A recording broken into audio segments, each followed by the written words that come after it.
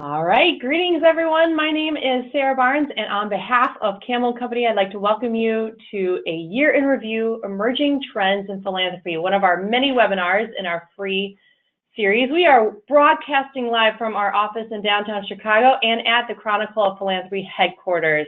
We hope you are all having a fantastic day. Thank you for joining us, and a special thanks to Jeff Wilklow and Stacy Palmer for joining us today. Before we begin today's presentation, I'd like to quickly review some logistics for those of you who may be new to our webinars. So first, close any programs that are running on your computer, other than GoToWebinar, of course. And Jeff, you can head on to that next slide if you get a second. We're working on all the changing the slides sort of thing, but we're getting this down. We recommend. That's all right. Jeff was just so excited that he forgot to turn the slides. We recommend calling in with a telephone instead of using your computer speakers, and then you can move your cell phone away from your computer if you have any sort of issues with that. And then if you experience any visual issues, send a chat to Camel & Company, or you can contact GoToWebinar at the number on your screen. Today's webinar will last 60 minutes and is good for 1 hour of certification with CFRE International. Within the next 24 hours, you'll receive an email from GoToWebinar that includes a link to your certification as well as information on how to access today's recording and presentation. We do welcome questions throughout today's webinar. That makes it far more interesting and interactive. Not interesting, more interactive, right? Right, guys? And so you can use the questions box on the right side. And we'll also hold time at the end to ask questions to these two wonderful experts. And now, at this point in time, I'm going to turn it over to Jeff Wilklow, Vice President at Camel Company. Jeff? Great. Thank you very much. Appreciate, Sarah, all your help, and Stacy, appreciate you joining us today. I am Vice President at Camel Company here in our Mid-Atlantic office, our East region. I've been doing this work for 15 years, so I'm starting to get the hang of it. And I've been fundraising for 20 years before that. So trends are always fascinating to me, seeing what's going on in the industry. And I think the best guru of that is sitting here right next to me, Stacy Palmer. You want to tell us who you are? Jeff, thanks for inviting me, and thanks to all of you who are listening to this. We have lots to talk about, and I'm sure you have lots of questions, so we really do want this to be interactive. I'm Stacy Palmer. I edit the Chronicle of Philanthropy, and we are here in our offices trying to follow all the many things that are going on in the world today, including the tax deal that seems to be getting sealed today. So we have lots of timely news in addition to some of these long-term trends. And as many of you know, the Chronicle has been covering the world of philanthropy for almost 30 years, so we have a long perspective. I am going to tweet some links after this webinar ends, so you can follow me at Stacy Palmer, and I'll give you some direct links to the articles that I'm sure we'll talk about today. Great. Well, you skipped the most important news of today, and that's that the Washington professional football team is changing their name. I did not hear that. I don't think it was fake news. It came from the Washington Post that changing Redskins to the Redhawks. So I know I'm the only one in the room who cares about that right now or online, but I just wanted to share that with you. I wanted you to hear it here first. However, let's talk about the economy. We think the economy sometimes has an impact on philanthropy. Is that right? A huge effect. And one of the things we're seeing from lots of nonprofits is that, especially because the stock market has been doing so well, and we all know the stock market isn't the economy, but it's certainly important to charitable giving. And it's going so high, so fast, that lots of people are feeling very confident about this year in terms of their finances, and they're giving very generously to the causes they care about. Yeah, so the market is up, the economy is up, things are good. We've been saying this for several years now. We've long ago left the recession in the dust, but the problem is there's always another recession around the corner. So I always remind people we don't know when the good times are here until they're gone. So we want to tell you right now, the good times are here. You've got a couple of weeks left in this fiscal year, this tax year, to tap into your donors, and we'll talk about that a little bit, because we think another big trend going on these days, the elephant in the room, is the potential tax reform and how that is causing all kinds of ripples in our world.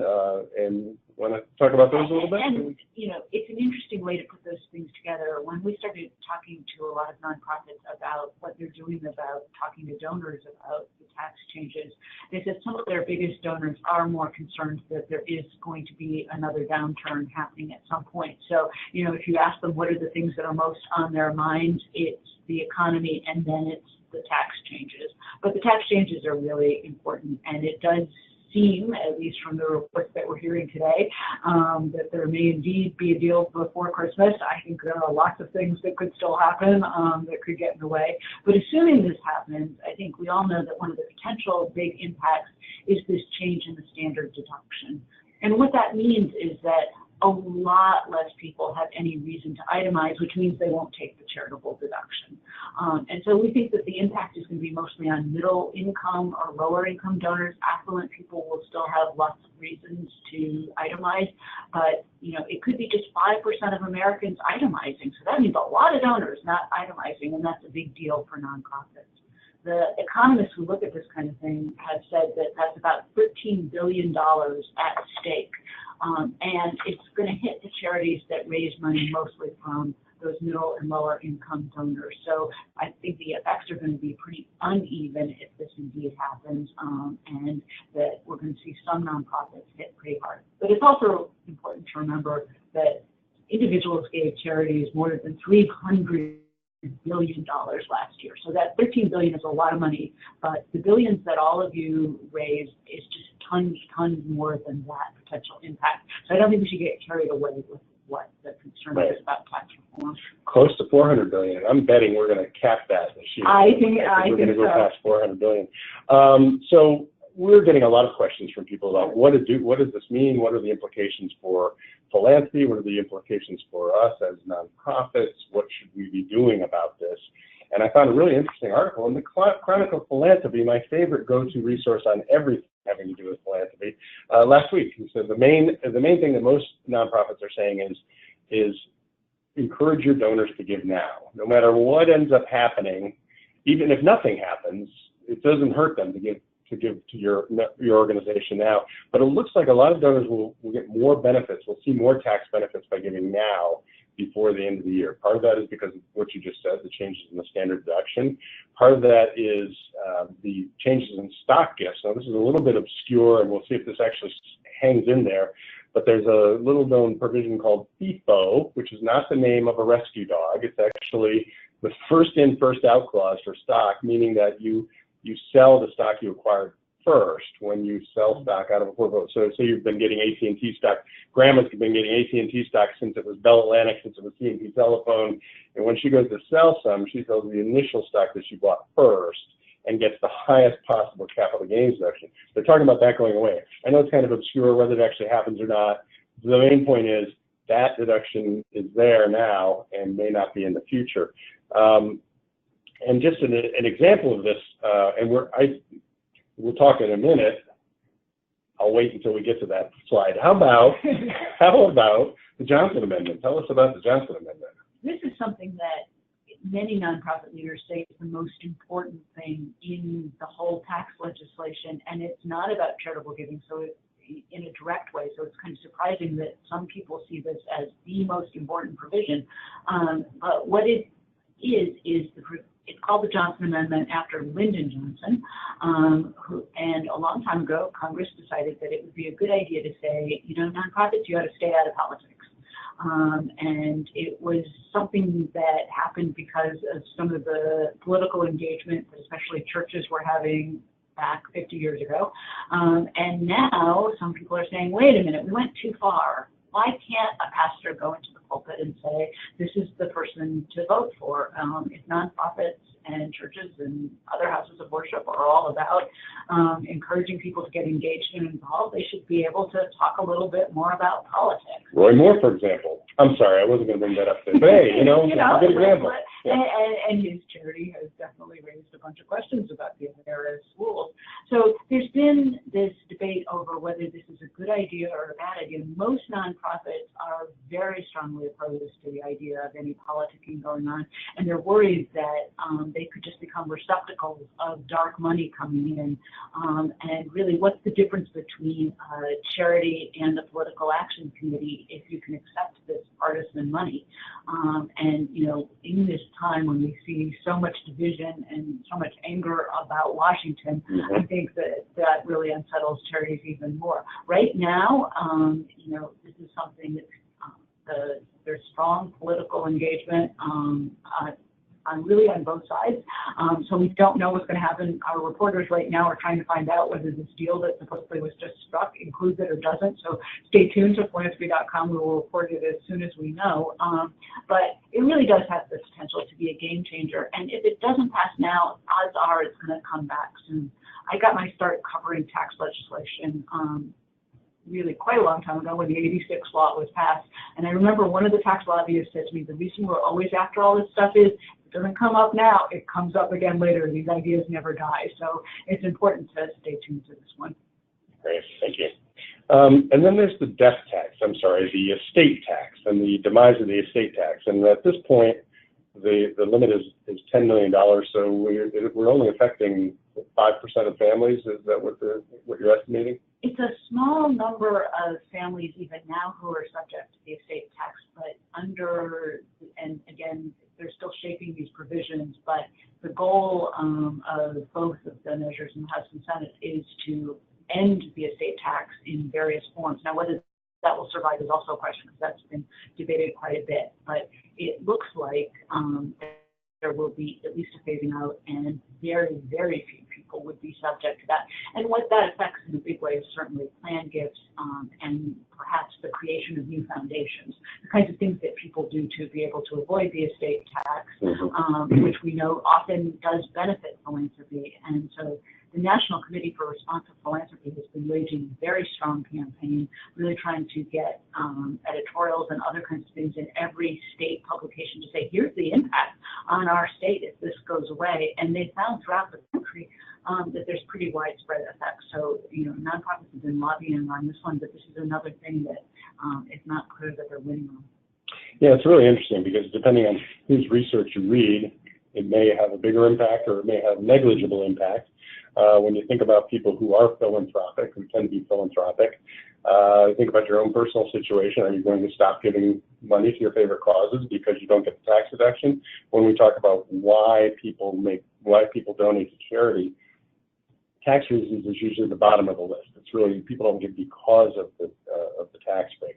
However, the thing that I find most unsettling about this is the fact of the charitable tax deduction. The fact that we recognize that in our tax code has made this a very important part of us as a society. We've recognized that this is important as an important driver in our society, that we recognize and support people supporting other institutions. You know, we started out as barn raisers and quilt makers, and we've always been helping our neighbors, and that's been an important part. Alexander Tocqueville mentioned that. That's always been an important part of who we are. That's, I think, to me, the part that I find most disturbing. I think it is the symbolic effect rather than the practical effect, to say that not every American is eligible for charitable deduction, and it adds to the fact that it's the wealthiest who are still eligible for this. And so as we have this great wealth divide, I do think it's a problem for nonprofits not to be able to talk about this, but it is going to mean that it's more important than ever to talk about impact and results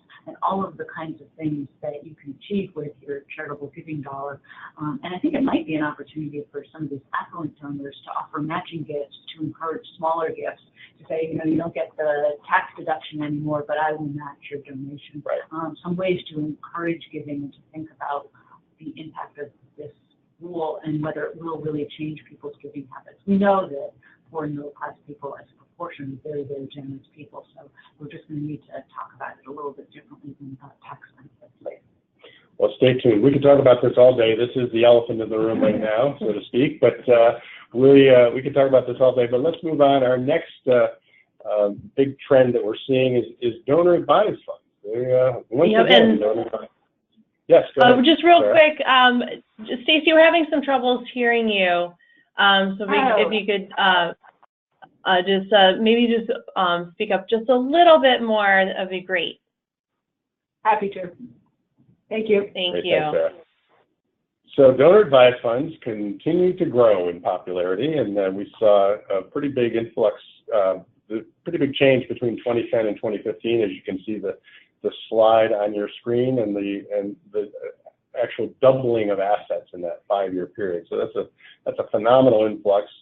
We're all talking about it in the nonprofit world. What does this mean? This is like the new gorilla in philanthropy. So what does it mean to us, Stacy? Why should we care, or should we care? Oh, we should care a great deal. Donor-advised funds now give away almost more money than the biggest foundations in America. Only the Bill and Melinda Gates Foundation is giving more than something like Fidelity in a year. So these funds keep growing and growing, especially as the stock market has been doing well. And it's not just the stock market, but people who are getting ready to retire and have a small business that they want to transfer. It's very easy to give it through a donor-advised fund and get the money to go to charity. And that's something that your average charity isn't going to necessarily do, but you can give it to Fidelity and do that. So we expect these things to keep growing. Donors will love them. They love the fact that they get the tax deduction right away when they give, but they don't have to decide for a long time where it is that they're going to give the money to. But it's a challenge for fundraisers to figure out who has these donor-advised funds. And one thing that a lot of the charities that have been very savvy at getting the money out from these donor-advised funds is that they're treating it just like any other donor, and saying, you know, how do I reach a small family fund? How do I reach another affluent person? Just assume that most people have donor-advised funds. And it's not just the very wealthy. You know, it takes just a few $1,000s to open some of these funds, and some of them are that small. So, you know, make sure your website says something about how you can give through a donor-advised fund. There's no harm in really just assuming that most of your donors have these kinds of funds. Yeah, that's a really good point. And I'll give you a real-time example, a real-life example. So as Stacy just mentioned, you don't have to be wealthy to set up a donor-advised fund. A couple of years ago, I finally bit the bullet and did it myself. I've been talking about it for a long time. I've been advising clients and their boards that they should be giving appreciated assets, and I hadn't been taking my own medicine. So I finally decided it was time to do that. So we went to the Community Fund of Northern Virginia and set up a donor-advised fund, a family fund. And this year, as I talked to my financial advisor, we got the advice we were just giving, saying this would be a really good time to move appreciated assets into that. So we actually moved more into our donor-advised fund this year. The reason I bring that up is I think a lot of us see this as maybe a threat in some ways, because the money is moving to these funds instead of moving to philanthropy, moving to our organizations and charities. But in fact, what I found in our own situation is it's made us think more like philanthropists. It's made us more strategic. It becomes more of a family conversation about what to do with this.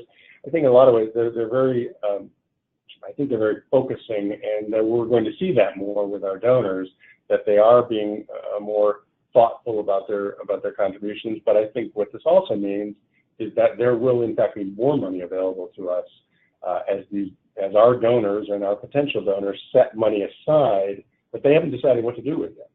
So you'll be able to have some, so you don't have to rush to get all this done before the end of the tax year. They'll put a lot of that will go into donor-advised funds and be available to you for going into the future. So it'll be interesting to see where this goes. And that word strategy is important. People who set up donor-advised funds tend to be more strategic in their giving, and it does encourage that. So those are the donors who are going to be really responsive to understanding your plan for growth, your impact, and those kinds of things. So think about them that way. Mm-hmm. So I'm hoping that any of the organizations I'm involved in are thinking this means, for my friends at the Northern Virginia Therapeutic Ryan Program, don't think that it means I'm going to be giving more of the money just because we set it aside. We'll have to have a conversation. Anyway, so what about you talked about strategies. What kind of strategies do we need to do as we think about that? I mean, donors themselves are thinking about how they'd like to give. They're thinking about making transformative gifts. They think about how they can, how their giving can help in other ways. Any advice for the nonprofits in terms of their thinking about how to approach donors in a way that would be more appealing to them? One thing to think about is the fact that a lot of donors to these funds aren't just giving to Fidelity and Schwab and Vanguard, but they're also giving to their local community foundations, and that's where they have these advised funds set up. So if you're based in a community, it's really important to get to know the community foundation and to recognize that that's a really good way to engage with these donors. Some community funds have, special efforts to introduce local charities to their donors and have various causes. So engage with them as well as thinking about the donors who come through some of these commercial funds. The other thing to really, a lot of people think that most of the donations that come from these advised funds are anonymous, but in most cases, what Fidelity, Schwab, others say is that at least 90% of their donors want their names attached. So it's pretty easy to be able to find out who these donors are, to thank them, to do all of the stewardship things that you normally do. It just means you have to get your system set up a little bit to make sure you recognize that that's what's coming in. But it's well worth it because this is where the money is increasingly going to be. Something else I saw, I believe it was the Council on Foundations website, when they were talking about the effects of tax reform, one of the things that they were looking at was apparently they're talking about requiring a minimum distribution for donor advised funds, which hasn't been there previously, and that's been a sore subject for a lot of them. It has been. A lot of people hoped that this tax bill would address that and would require some kind of distribution. Because right now, you can keep the money in the funds forever and ever. Now, the funds say that most people put the money in and they want to take it out. It's hard to tell from the research whether that's true or not, because there are lots of different ways to count this. But certainly, a lot of organizations would like to see at least a minimum payout, something similar to what foundations are required to. So I expect there's going to be a lot more lobbying on that topic. Great. So next subject, RAGE donations.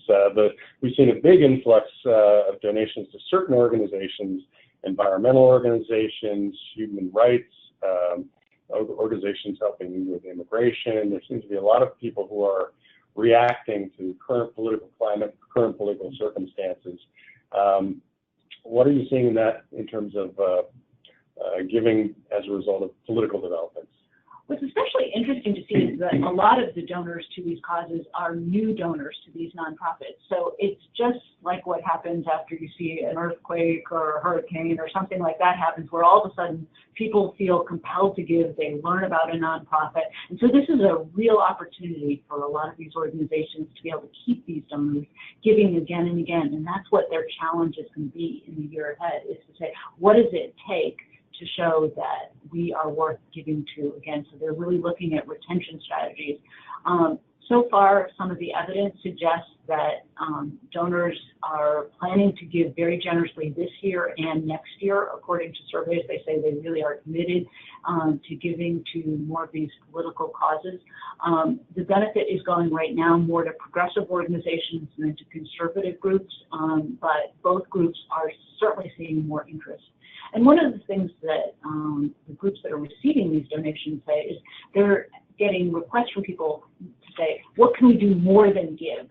What else do you need from us, because we're really engaged? So having strong tactics to say, this is what else you can do. You can advocate this way. You can volunteer. You can ask your friends to give. Offering strong strategies that help people do more than write a check is part of what's going to help with retention and encourage bigger gifts. That's a very good point. I noticed in the Chronicle that a study that you did showed about a third of donors to progressive that were giving specifically for progressive reasons to their favorite nonprofits plan on increasing their support. Absolutely. So that's a really great sign in terms of the money is available as long as nonprofits do the right things to appeal to donors. Mm-hmm. And we did a study at Campbell & Company while we're plugging, going online, looking at other resources. We did a fundraising in a post-election world, lessons from the giving surge, looking at 15 things that people could do to increase their giving to respond to this. And among the highlights on that, find out who these people are, right? I mean, there's an influx of donors. Who are they? And that's a real challenge for a lot of organizations who are thinly staffed. So staffing is another thing to look at. If you've got this surge of donors, how are you going to keep them? That second donation is always so important. How do you get them to give to you a second time? Having staff who can actually reach out, find out who they are, contact them, giving them opportunities to for advocacy, giving them opportunities for volunteering. Anything that you can do to personalize the outreach to them certainly helps. And then using data to find out more, to manage all this, and new engagement strategies. So there's a lot that can be done. And then coordinate all this with your colleagues in other departments, because they're not necessarily there to talk to the development department. They want to know what's going on in programming. They want to hear from senior management. There may be a lot of opportunities here for donors who are just testing the water to see what kind of reaction they get. So it's very important not to think of those as one-time donors, but really how can we keep them in their midst. I know organizations are working very hard at that, so we'll see how that goes. Any other thoughts about? I was curious what you're seeing in social media. Is that an effective thing for these engaged donors politically? Yeah, very much so. I know, for example, Planned Parenthood had about a 30%, or actually more than a 50% increase in their online donations over the last year. They've seen a huge influx of donors, and now the question is whether they'll continue to stay involved, and can they get to them in time to keep them but it looks like this is not going away. We haven't really seen this going away. We think people are still very activated. And with the 2018 elections, I think this year is going to continue to be a strong political year. So. And you're right, as far as the online giving, it's also a lot of these first-time donors are younger donors, first in to the organization. So trying to get them to be more of a long-term donors is going to be the real challenge. So anyway, lots that we have to learn from this. The main issues are donor retention and being able to manage in a changing environment. So we'll see where all that goes. So let's talk disasters. We haven't been talking about disasters yet. When I worked with one of my clients with the Red Cross, and they always talk about man-made disasters and natural disasters. But right now we're going to talk about natural disasters. We've seen a few of them this year. It's been kind of quiet the last couple of years. There hadn't been a lot going on. Now there is. It had been, and so the demand to provide these dollars is really strong. And the question for nonprofits that work in these areas is probably different than the one for groups outside as to whether donors are thinking about their dollars, whether they're giving extra to the hurricanes or whether they're diverting their dollars to help people in Houston, in Florida, in Puerto Rico. And all the evidence so far suggests that people are giving generously to all kinds of causes. They're upping their donations. But what we're seeing is a shakeout of who's receiving the money. A lot of informal efforts started, things like J.J. Watt's Fund in Houston that wasn't a formal charity effort to begin with, but now because it raised so much money, absolutely is. And there's a really fascinating experiment going on in Houston with a group called Give Directly that is giving cash to people in need rather than linking them to social services and housing. It's saying maybe the most efficient thing we can do is just to give people in need cash and see whether that works, whether they spend it well. This is modeled on a program that's doing really, really well in Africa. They're taking some of the same techniques that they use there and transporting them to a disaster zone. So some people think that this might be a really big revolution in how disaster giving is done, to just transfer this cash. It's a simple idea, but it's one that we're not sure really works and makes a difference. So there's going to be a lot of tracking of that. But donors think it's a terrific idea and are just rushing to be able to give those kinds of dollars. Yeah, that's a fascinating one, because I have seen some studies that bear out some indication that it does in fact work in some cases, and you're right, donors are going to love the concept of being able to give directly. It does present its challenges to our colleagues in the nonprofit world who suddenly may find themselves as middlemen that are unneeded. So how international development organizations work with that, think about that, position themselves to be able to test it and take advantage of it will be certainly very interesting. And I think the disaster groups have the same challenge we were just talking about with political groups, in that how do we keep donations going after Houston, Puerto Rico, those things fade out of the news. And that's always the challenge for disaster groups. But I think it's going to be particularly difficult this year to keep, with these news cycles going so fast, is, what is it? Because we know people are going to be in need for years to come in some of these cases. and what can be done by organizations of all kinds to encourage giving. One of the things I saw was community foundations around the country really raced in to try to help their colleagues in the areas that were affected. If those kinds of things continue, I think that will help keep giving going. The other potential impact with disaster giving is, as much as I like to say it's not a zero-sum game in philanthropy, there is a limited amount of money to go around. Do we think we'll see any effect of other organizations not getting the kind of funding they got in the past because of money going to disaster? I think because the economy is so good, people feel that they can give generously to those. I think if it was a more troubled economy, we would have that challenge a bit more. But I am worried that sustained interest won't be there. So maybe people did write that first check, but are they going to think about writing a second check to a disaster relief 6 months from now? Probably not quite as much. Right. We'd also seen some early indications that some of the emphasis on political donations or reaction to the political environment might be pulling away from some other organizations. So it looks like there might be some challenges in the human service area. We're working with Feedmore, the food bank in Richmond, and they were seeing some of that, and others across the board were seeing that in the human services area. I think that's bouncing back. I know it has for them, but we'll see if that. What is it that they did that helped it bounce back?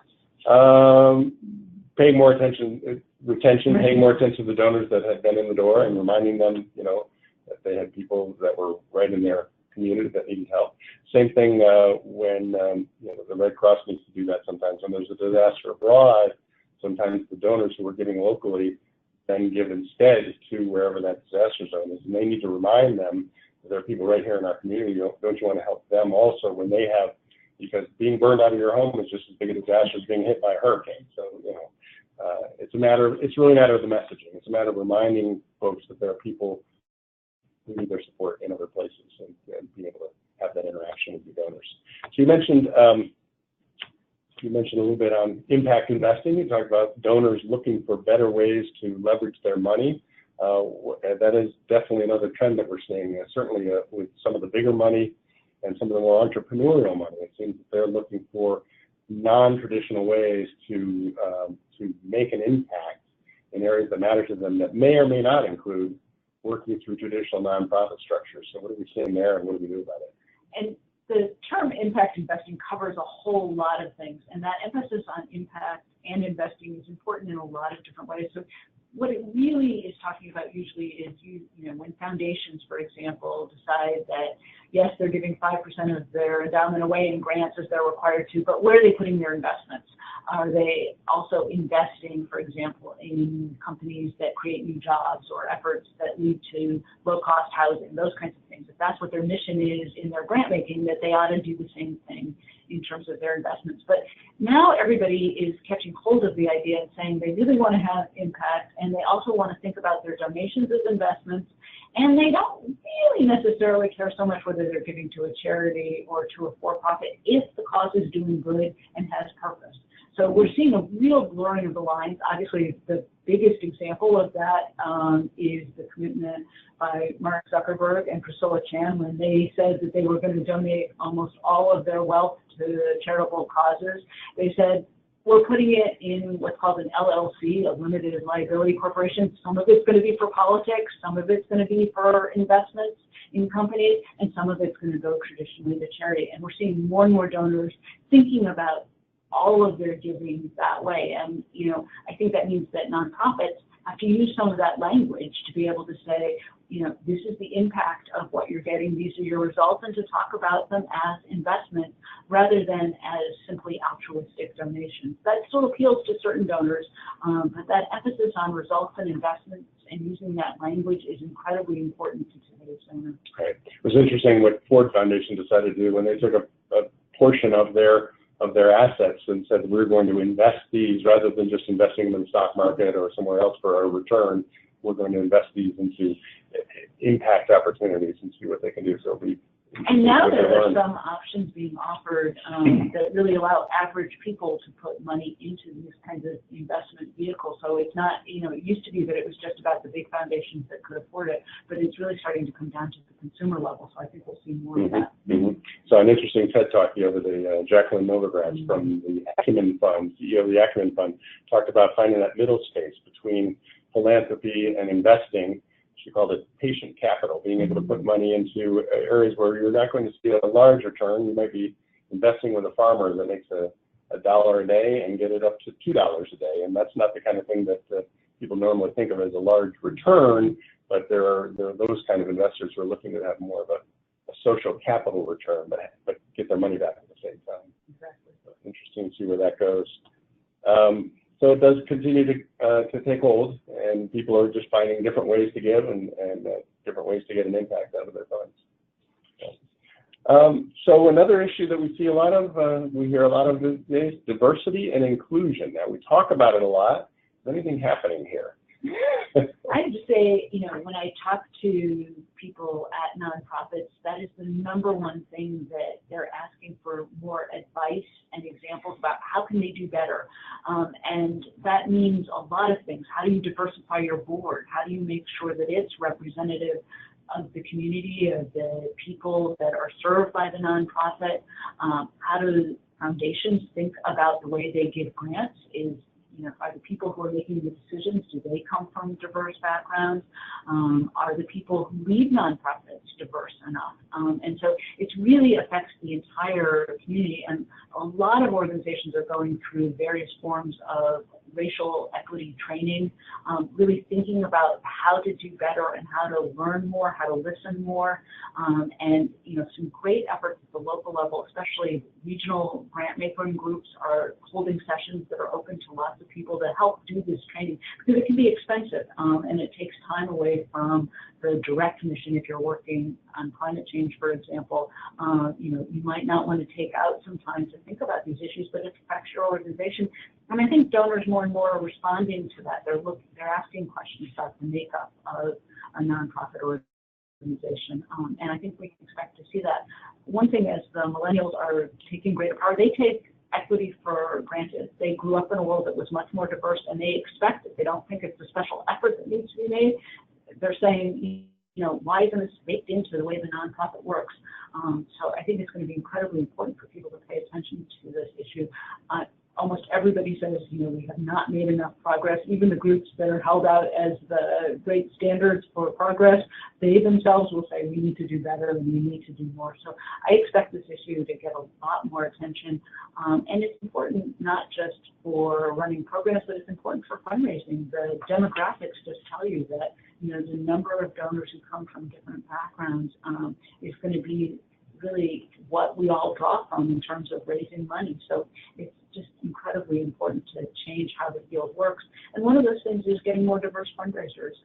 This field has not been as diverse as it needs to be, and there's some laudable efforts underway to change that. But I think we all need to focus on that so that more fundraisers come from the backgrounds of the people that they're raising money from. Right, and the thing you see as you start to diversify a board, diversify staff, you're right, there are different donor pools that you could be reaching that you're just ignoring and not even being aware that you're ignoring. A colleague of mine was talking about his university and their experience trying to reach out to him as a young black professional, and the alma mater, or his alma mater saying, why don't we get more folks like you involved in the alumni events? And he said, well, you got to, first of all, stop doing that jazz dinner dance that you do to attract alums. He said, that is just not my generation. Those aren't the kind of things that I'm interested in. And so you just said, once they got him inside the tent, he was able to start saying, these are the kind of things that would be more appealing and that would be more likely to attract folks. So we're seeing a lot of that. And we see that same concern on other demographics as well. We did a feature a couple of weeks ago about the rise of single Americans, and there are just a growing number of unmarried people for lots of different reasons. Some people may be living together in different situations. And they said most nonprofits just assume you are part of a married couple, and they invite you to events, they address the appeals to you that way, and that people need to really start thinking about singles as a demographic as well. That's an interesting point. So what about online giving and giving through mobile devices? We're seeing a lot more move in this direction, just like we've seen with shopping has gone online. We finally passed the point at which online shopping is bigger than than bricks and mortar shopping. I think we're going to start seeing the same thing with giving. What's going on there? That's a really tricky area for a lot of nonprofits. Some have done very well in terms of being able to get bulk of their contributions online, but it's still a relatively small percentage for most nonprofits. And one of the things that you just said, it needs to be as easy as shopping. That's one of the reasons people like the Donor-Advised funds, is that, you know, the financial companies have invested in making their websites really easy to use, and so you just click and you can make a gift. Those are the kinds of investments that aren't fun for charities to make, but are going to become increasingly important to get a share of donations that come online. A really big development just happened a couple of weeks ago when Facebook announced that it's dropping the transactions fees that it charges to charities. And I think a lot of nonprofits have been wondering, when is it going to be the time that we can get donations on social media? And this may be that moment. And they're planning on making an investment in this. And some groups are doing quite well using social media. The Humane Society, for example, has a very active Facebook effort. It finds, not surprisingly, that videos do especially well, and when it can have those kinds of things, they raise a lot more money. So, you know, looking at some of the leaders of how they're doing that work would be very important. Another leader in the field is the Audubon Society, which has been investing a great deal in its technology and finding that it's recruiting new donors, being able to attract more people than it ever had before using traditional techniques.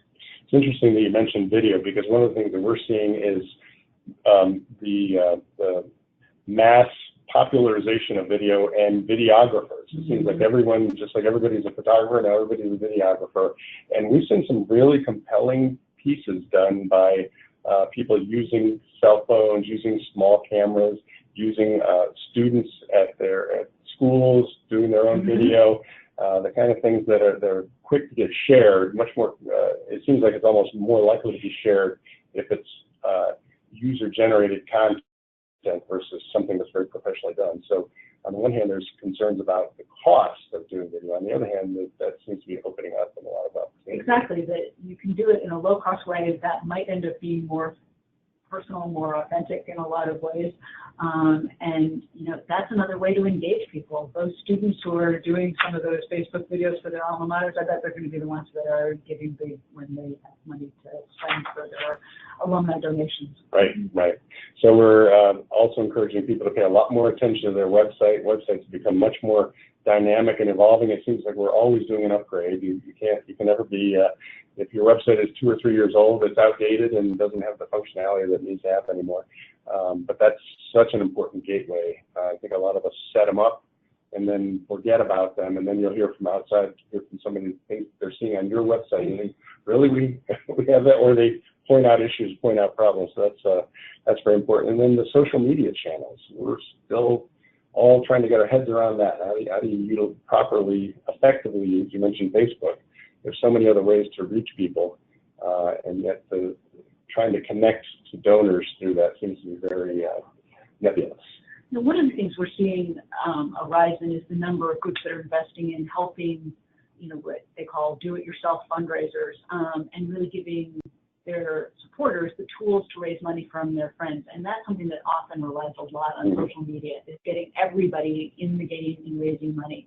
And it takes a lot of effort to be able to support all those volunteers. Those volunteers are fanning out, getting more people to give, and all the evidence suggests that, you know, if I come and ask you for money, I'm more likely to get it because I asked you in person. I just asked Jeff to write a check. You all didn't see that. But, you know, that kind of thing works really, really well in terms of engagement. And some groups that have invested in that are doing quite well. Another thing that, you know, a lot of the experts encourage you to do, and if you haven't done this, is just try to make a donation to your own group on your mobile phone and find out how long it takes. And that will persuade you in many cases that it's time to invest in thinking about that. And I will tell you, you know, looking at my site on a mobile phone isn't the most fun experience always either. So, you know, I think we all know we need to do better on that, but really try to act like a donor and think about how easy is it to think about making a gift. And if it's not easy enough, you need to do something about that. A lot of groups will, around December 31st, change their site so that that's the only thing that used to be. And that is indeed making it easier. Whether it's doing enough to convey results, passion for the mission, and those kinds of things is a question, but it does help the donor find exactly what they need, especially if they're trying to meet that December 31st deadline. Right. Yeah, you mentioned that you just asked me to write a check, and I thought, does anybody write checks anymore? I don't know if anybody does that. Actually, I just got a newsletter from my high school alma mater, and there was a very compelling story about a student who was raising money for something, and so the Alumni Association's matching gifts to this particular playground build the student wants to do, and they encouraged us to send a check to a post office box, and I kept looking for the link so I could make a donation, because if I have to get the checkbook for my wife, then that's a whole other conversation. Why are you getting money to this playground in Sydney Center? I was like, I don't want to have that conversation. I just want to click, link, go, make my donation. So instead I spent 10 minutes sending an email to somebody saying, you really got to do this. But you still see a lot of that out there. People, send a check to this post office box. You're losing donations to do that. So apparently, according to things I read in the Chronicle, fewer Americans are making donations, and I find this a little bit disturbing. The money continues to go up, but those donations are being made by fewer people. Is this a thing? So one of the things we did was we looked at IRS data to really try to understand what's going on with giving. And the good news is that giving is continuing to go up, but it is the affluent donors who are giving, and the numbers of people who are giving does seem to be shrinking. Some people think that once the recession happened, some people just never got back in the habit of giving. They weren't able to give because perhaps they lost their job or their economics weren't so good, and they were pretty worried about that. Other people think that nonprofits themselves have put big donors up on that pedestal so much that if you're a small donor, maybe you don't feel like the nonprofit is grateful or even need your money. And so, some of these are trends that are happening that the nonprofit can control. Some of them are things that we all can control.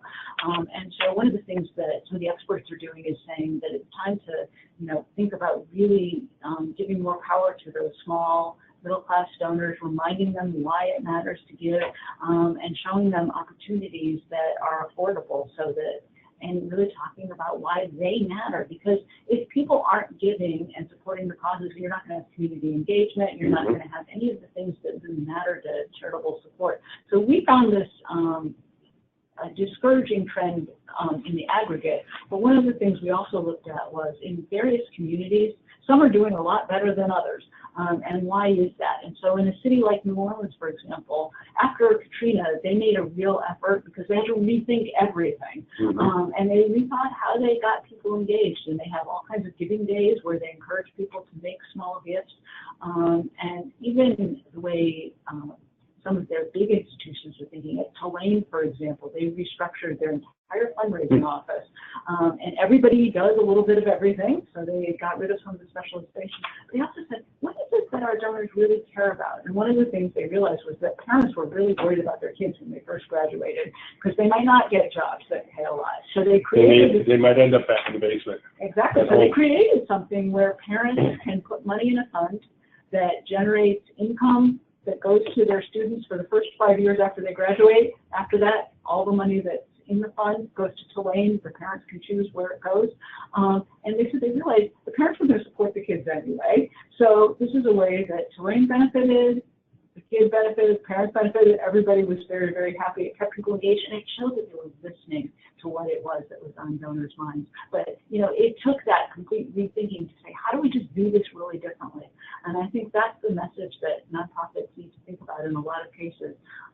Whether you're an old organization or a new organization, just keep innovating and thinking about different things to do. We see a lot of chief innovation officers at nonprofits. That's a great thing. Just, you know, how do we do this better and attract more people to our causes? We can't take anything for granted anymore. People don't give just because we say we're here and we're doing good. You need to really show them and to think about ways to get them engaged.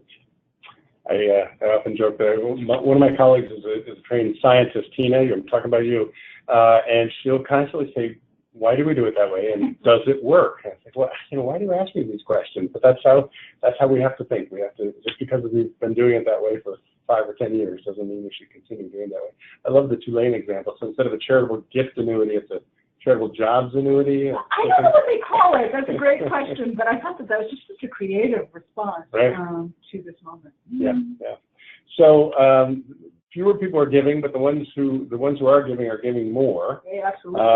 So I find that this often challenges some of our colleagues in the nonprofit world when they start hearing about all these mega donors, and you've done a lot of reporting on the top 400 donors in the U.S., and that's all fascinating, but there are a lot of people who are sitting there going, I'm not going to get to any one of those 400 people. What do I do about that? So what can we learn about these mega donors, and are there examples of some of the giving from your bigger donors that people can use in their own life, or is there ways that they can in fact meet one of these top donors and get them to be supportive? Obviously, top donors need to find out more about causes, so I think everybody has a chance, but it's hard to get access.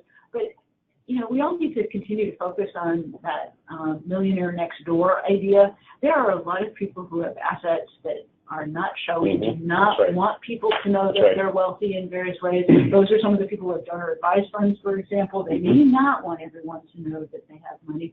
And, my favorite stories whenever we identify the most generous donors is these people who, had been amassing money for years and years. Perhaps they, some of them knew Warren Buffett, or in the earliest stages, they bought a couple shares of Berkshire Hathaway, and, they never sold it. They died, they have no children, and they give big money, but nobody knew. And that lesson that, the people you're interacting with, often they are the people you don't know. They may have just given you $100, but they may be planning to make a really big bequest. So treating every donor really well, and that they are the potential ones to give big pays off in a huge way, because we've also heard about donors who have been put off by charities that they didn't think were paying attention to. Absolutely. In terms of, getting access to these high net worth donors, the exciting thing to me about this transfer of wealth, which I think we really are starting to see happen, I feel like we've been talking about it for a long time, but it is happening. A lot of folks want to give back to the causes and the hometowns that they were associated with. So drawing connections, finding people, this is still a relationship business, finding ways to attract them to think about the things that they care about. That still matters. And inviting them to see your programs at work, to meet your beneficiaries, those kinds of things. Taking that extra step can make a really giant difference. The other thing I will say, sort of behind the scenes on our data gathering is often, we'll find somebody who gave $50 million to a university, and they'll tell us that they also gave to their local food bank, and they gave to this cause and that cause. They just don't want to talk about those things. And there are lots of reasons why they don't want to, but it doesn't mean that they don't give to small and local causes. A lot of very wealthy people do. They just don't publicize it. So, I think it's worth always taking that opportunity to try to get to some of these people. One of the things we often do is we do profiles of why people give and what turns them on and off. It's the same thing for a high-level donor as it is for a small donor. It's, regular contact. It's, talking about results, talking about what your nonprofit has achieved, and just not taking anything for granted. You really can't. Right. Very good point. Well, as we think about fewer Americans giving, one of the things that strikes me about this, I think about some of the work that we've done in higher ed, where they've been seeing a decline in alumni giving. The percentage of alumni who are giving is declining, and yet their overall giving is going up. There are a number of reasons for this. One, I think, is higher ed has gotten very good at major gifts. So the focus on major gifts has increased the overall amount they're getting per donor. But I think some of that is to the deficit of the annual fund. I think we've sort of lost the importance of those smaller annual donors. There are other factors, the cost of tuition, the size of the loans that they're bringing, and so forth. But at the end of the day, I think as a field, we've moved our focus towards major gifts and away from smaller annual gifts. And I think that's a mistake. I think being able to, as you said, there are people who come in, they start as smaller donors and they become larger donors throughout their careers, throughout their lives. There are other people who start as a small donor who have a much greater capacity, and if we don't pay attention to them as they're coming in the door, we may have missed a real opportunity. So there challenges there. And have you found that, I know a lot of colleges are doing things like letting people earmark some of their money even to the annual fund, instead of saying it's general operating expenses, but to say, you know, this is going to go to scholarship money, something that might appeal to me. Is that working to help people feel good about giving to the annual fund? It seems to be. Donors are certainly looking for that, and we see that even with, you know, organizations like United, we have had to move in that direction. Donors are asking for that a lot more. It goes back to this idea of they're looking for impact. They want to know, how is my $1,000 going to help when you have this, you know, you have a $30 billion endowment. Why do you need even $10,000, even $100,000 from me? They want to see that they're able to help someplace specifically, and with the annual fund as well, with smaller donors, they still want to know, you know, if I write you a check for $100, what happens, or $1,000, what happens? So being able to designate something specific and a specific goal that they're working toward does tend to motivate. And then, of course, having matching, you know, challenges so that you know that you can double your gift because you're doing that. That certainly makes an impact as well. So other thoughts? We've got a few minutes left. Sarah, I don't know if we've got time for questions. If anybody wanted to pop in with any questions, have you heard any while we were yammering on here? Yes, we do have a few questions in our remaining 5 minutes. Thanks, you guys, for all this wonderful information. It's been very insightful. And so some of the questions are relayed back to a few slides, so hopefully we can all be a little bit flexible. But this is regarding community trusts, and the question is how can nonprofits be placed on a consideration list within these community trusts so that program managers suggest them to donors? Is there a way, or do you have any insight on that? You know, yeah, that was one of the reasons that I got involved with the community foundation, so I could understand that a little bit better. And they don't really have a lot of flexibility because most of those funds are in donor-advised funds. So it's pretty much what the donors want to do. They are working on developing their own base. One of the reasons that I think to work through a community foundation versus one of the investment houses that sets up donor-advised funds for you is that at the end of the day, that money is, in fact, benefiting the community. So the 1% or whatever they charge for management fee goes to a fund that they then have to administer. The challenge is, right at this point, those funds tend to be pretty small. Most of those community foundations don't have a lot of discretion with the funds that they have control over. They don't have a lot of funds that they have discretion over. So it's challenging to work with them that way. There are things that they sometimes do where they'll highlight certain charities. They might, you know, pick 10 or 12 that they want to raise up and bring to their attention. They do events where they can introduce some of the donors to some of the recipients. So it's absolutely worth getting to know the officers of those and ask that question and to develop that relationship and find out what's going on.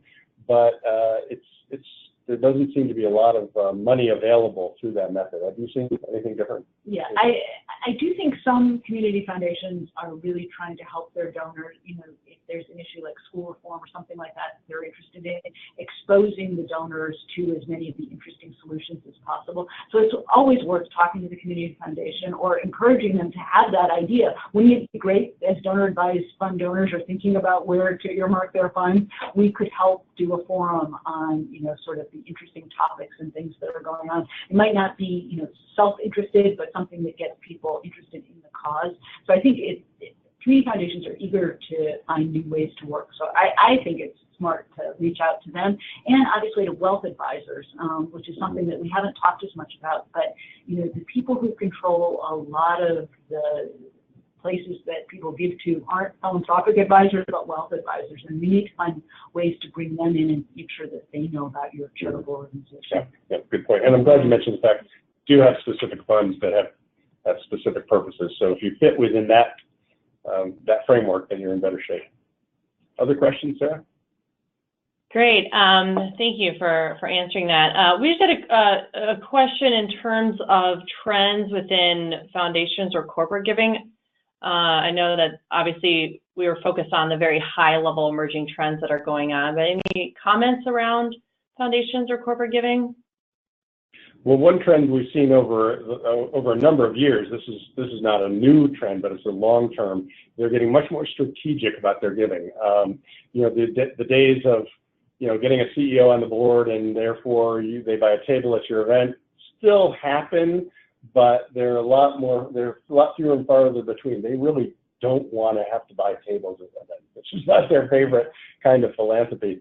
They really want to be much more targeted around specific issues that match up with their own strategic business interests. Defense companies that help veterans organizations, for example, things that their employees can get involved in and be volunteers with. They want to, and they also are using them to attract a younger workforce. They're finding that millennials want jobs with companies that matter. They want jobs with companies with a social conscience. So that's becoming very important. Yeah, I think that the employees are driving a lot of this, and so to really sort of think about ways that your organization can connect and help the company attract more of the workers that they want. That's going to become increasingly important. Okay, excellent. So we're basically at close today. So on behalf of Campbell & Company, we would like to thank you all for joining us today. A special thank you to Stacy and Jeff for being so knowledgeable and willing to do this for the audience. If we didn't answer your specific question, please feel free to shoot us an email. We hope that you'll take a very short survey following today's webinar. And also coming up next in January, we're already looking at January 2018, January 10th is our next webinar. It's called 360 Degrees Planning, Building Comprehensive Support for Your Successful Campaign. So that should be very interesting. So make sure to sign up for that. But on behalf of everyone at Campbell & Company and the Chronicle of Philanthropy, we wish you a happy new year and happy holidays, and we look forward to seeing you in the new year. Thanks so much, guys. Thank you. Thank you all for joining us. Take care.